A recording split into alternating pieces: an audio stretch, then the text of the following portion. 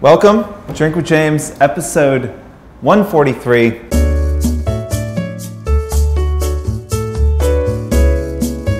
We are in my very unfinished office. You know, listen, I'm a man of the people, as I've said before, and while it is kind of embarrassing that I'm going to have an office, I have made it the last priority. It has not been touched. There's still paper on the floors. I'm not sure when this office will actually be done. But for the meantime, oh gosh, one second. I don't know when this office will actually be done, but we can enjoy the incredible light and hopefully improved sound that it is already providing.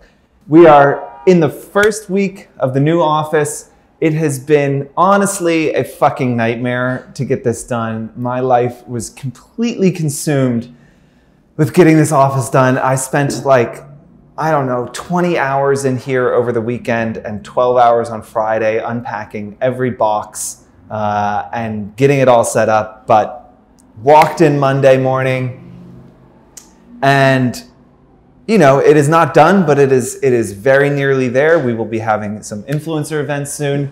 We'll be having some brand events coming up. So we're excited to kind of show you the space, build it out. Last thing, obviously, other than my office to finish is the bar. So you will walk into our space, and this should not be surprising that you will walk into a like 25-foot bar. It's important to really just lay your cards down in the beginning, let people know what you're all about. You come into our space, you know, this is a place where alcoholics get work done. So that's what we're doing. One of the side fringe benefits of moving has been a few of my friends have sent through whiskey as a congratulations. This from Dave McNamee, who's the PR director at Expedia.com, which is a very fine travel site that you guys should all use. He sent this. This is delicious. Look, I put it on my Instagram. No one's really messaged me yet, other than Maggie Chan. She did. I said, look, DM me, I'll give you the address for you to send us whiskey as a office warming. So that offer stands. Very happy to accept and receive the whiskey that you send. Anything over 75 bucks, I'll probably just take back to my apartment because God knows it won't last long here. But let me know. We will send you the address if you're interested. We love all gifts. So, what's been the most surprising and hardest part of the move? I mean, the whole move. You know, the whole move, this was a 2-month project at least that we did in 3 weeks. So it was unbelievably difficult to get it done. And like, hats off to my contractor who just absolutely killed it and knocked it out of the park. This was actually his first, he was working for someone else, and this was his first kind of big project out on his own. I've worked with him for years. He's fantastic. He was great. The hardest thing, honestly, has been, you know, it's tough because I didn't have any levers to pull. Like we didn't have any time, so we couldn't do things slow. And we were trying to keep costs down. So usually the way that you solve unsolvable problems is that you either add more time and say, okay, this is just going to take longer, or this is going to cost more money. Both of those things weren't possible. So it called for like a lot of complex, creative problem solving every single day of like, how do you get the things that you want done for the price you want. I mean, an example is these walls. You know, the first quote we got for them was 2 or 3 times what we ended up paying for them. And they wanted 8 weeks to do it. So we found someone to do it for a third of the price and do like 50 feet of, probably more than that. I don't know. Like we got them to do 6 walls like this in 10 days. So I feel good. We got it done mostly, obviously. We're not totally done. But I also like got to my desk Monday afternoon and sat down and I was just like, what's my job again? Like I have like no meetings this week because I've just been totally focused on this. And I think you guys can probably commiserate, you know, when you have a big project that you're working on, or maybe this is what brides feel like after a wedding. You know, where like you get back from the wedding, you're like, what the fuck do I do with my life now? Because it's been so consumed with this thing that like had to get done. and then it's over, and you're happy because the stress is over, but also you're like, oh, I used to be like solving all these problems all day and doing all this shit. Now I'm just like back to sitting in meetings, which is fine, but it's different. So also getting the internet to just work is always annoying. It's been 3 days. We finally figured it out, but that has been frustrating. Okay. This is obviously not my real desk. I stole it out of one of our phone booths, but let's do this thing. Let's get to questions.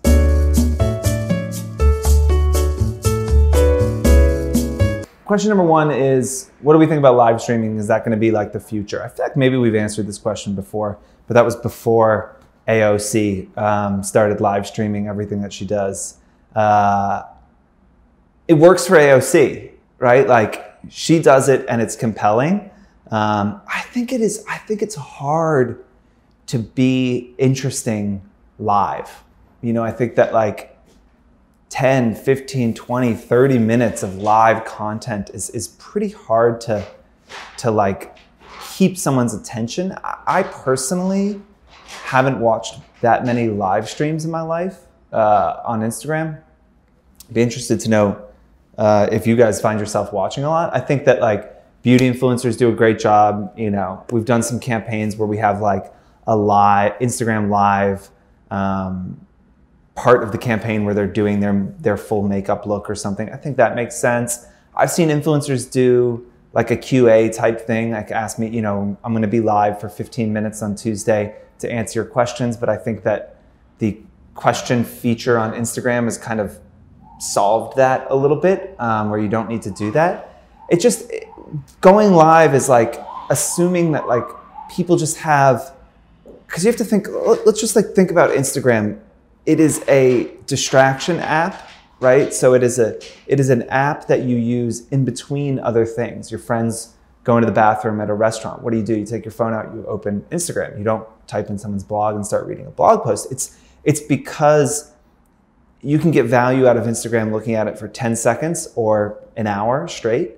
And that's what makes the platform so sticky, is that like, you can just be like, oh, I'm just gonna like sneak a little thing in here. Okay, like I just loaded it up, saw if I had any new comments or anything, and saw someone's post, right? So like in that amount of time. But you can also, as we all have done, waste hours of your life sitting on it. And so it is this like distraction app. And so I think thinking that the people who are on the platform, which again, they're probably looking for a little hit dopamine, something to do for a few minutes, the thought that they're gonna sit there and watch your entire live stream, to me, seems unlikely.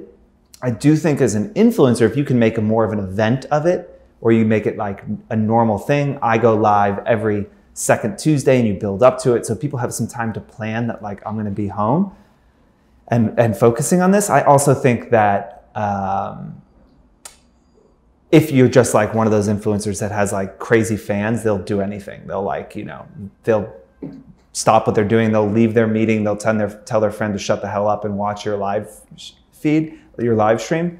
It's rare to have that level of fandom, I think. So I think it's tough. I don't think live streaming is going anywhere. It seems to be integrated into every kind of new social platform. I'm not sure that it's going to be like the next big thing necessarily, because generally it's pretty boring for most people.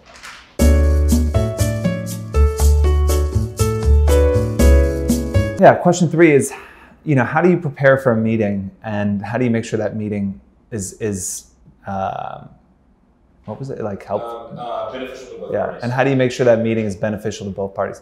Great question. Look, meetings are in large part an enormous waste of time. There's like a whole movement and everything around like killing meetings and not doing meetings. And, we have a lot of meetings here at Fohr, and like we struggle with this same thing. How do you make sure they're beneficial? How do you make sure you're not wasting people's time? How do you make sure your meeting couldn't have just been an email? That is a frustration that I don't know that goes away, because meetings are in a lot of ways a necessary evil, especially as an influencer. It's super important to get in front of the brand, be like, this is me, this is my face, this is my personality, this is my vibe, this is what I believe in. How do you make it valuable is like, it needs to have a point. I think you need to go into that meeting knowing what you want to get out of it, and making sure that like there is this, I think, temptation to just small talk for a while. Let's say you have a 30-minute meeting, you small talk for 20 minutes of that.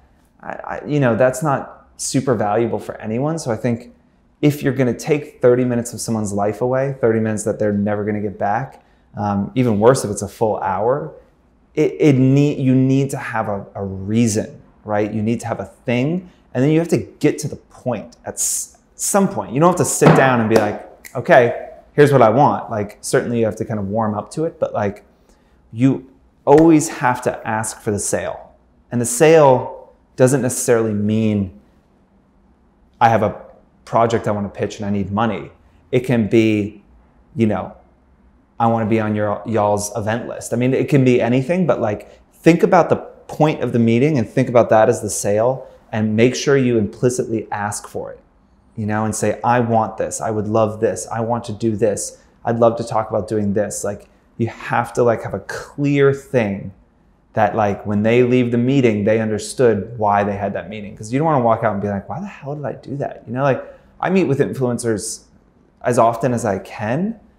And sometimes they come in and they just talk and they tell me about themselves. And I'm like, that was completely worthless. Like, I got to know you, which is great. But like, there was just no point. And I'm left now being like, what the fuck am I supposed to do with this? Because I met with you.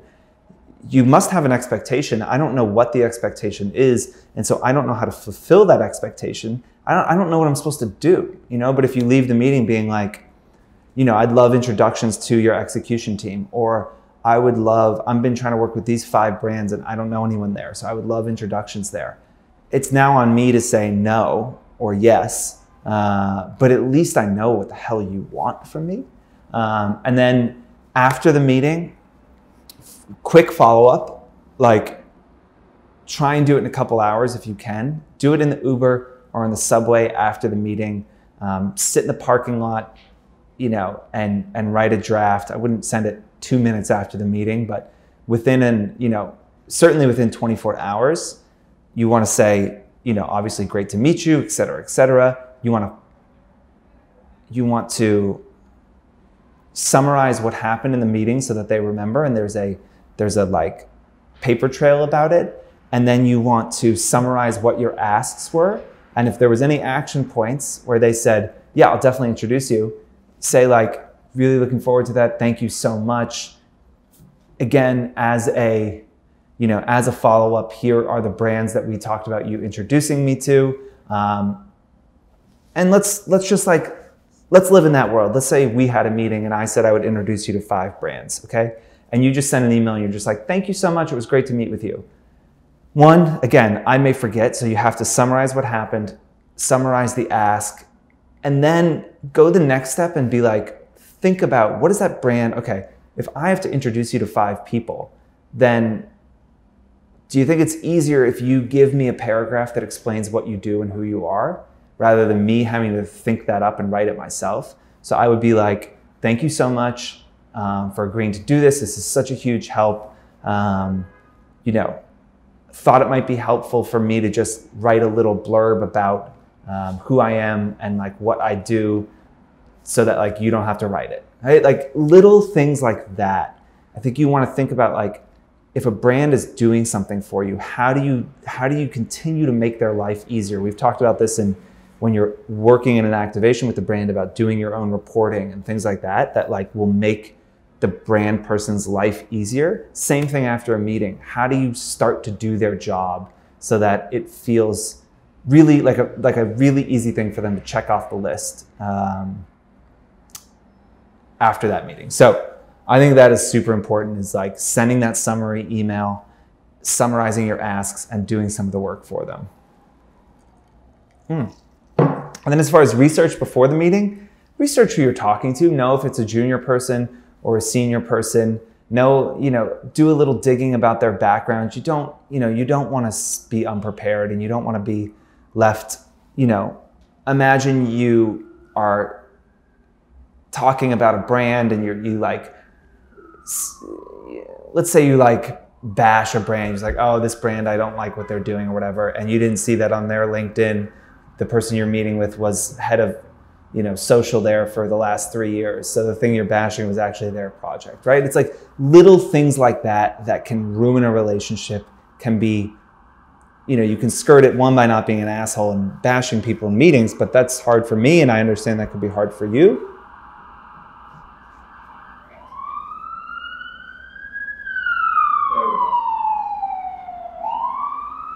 But do your research and make sure you're kind of understanding who you're talking to so you don't get yourself into any trouble, and you can use it. Oh, I saw you went to this college. I also went there. I saw you went here. I was in that town once. I drank with my friend there. You need to try and build a personal relationship, and a little bit of research can help do that. Not so much research that you're like creeping on them, like that they're like, oh, gross. You know way too much about me. So there's a fine line there.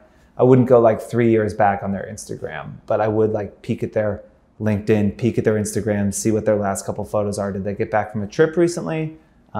Just something to like get the conversation going.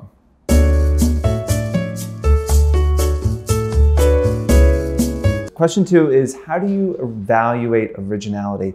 I don't think that originality has to be necessarily evaluated.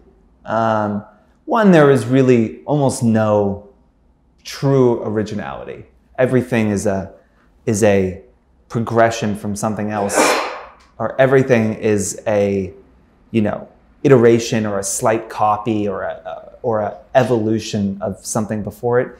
Even if it's not a conscious ripoff, you're just like, you're seeing things and those things are influencing what you're doing. And sure, you can create something totally new that's never been created before, but I think you can also see the thread and the line that gets you to there. So like, I wouldn't waste a huge amount of my time, I wouldn't waste a huge amount of my time trying to understand what the litmus test for like, is it original or is it not? I think probably more interesting or a better question is like, is it interesting or is it not? Generally, new original things are interesting and compelling. But they don't have to be. Look at Instagram. A lot of the posts and the photos that do the best, it's the same shit over and over again. So I think you should be striving to find your voice. And I think that if you are true to that and you are really trying to project your vision into the world, that like by nature, it will be original if it is personal, because it's really just about you. So I think that like, that's probably the truest way to originality, is to just, chase individualism and try and be yourself. Because again, that is the only thing that you can do that other people can't do, is just like, do you. That's all, people. Look, excited to be in the new space. We are going to be trying out some locations. This one feels like it might be the winner, but we'll take you on a little tour of the office as we build new spaces and try new things. As always, send your questions. Without your questions, Tim and I are just drinking in a construction site. So cheers.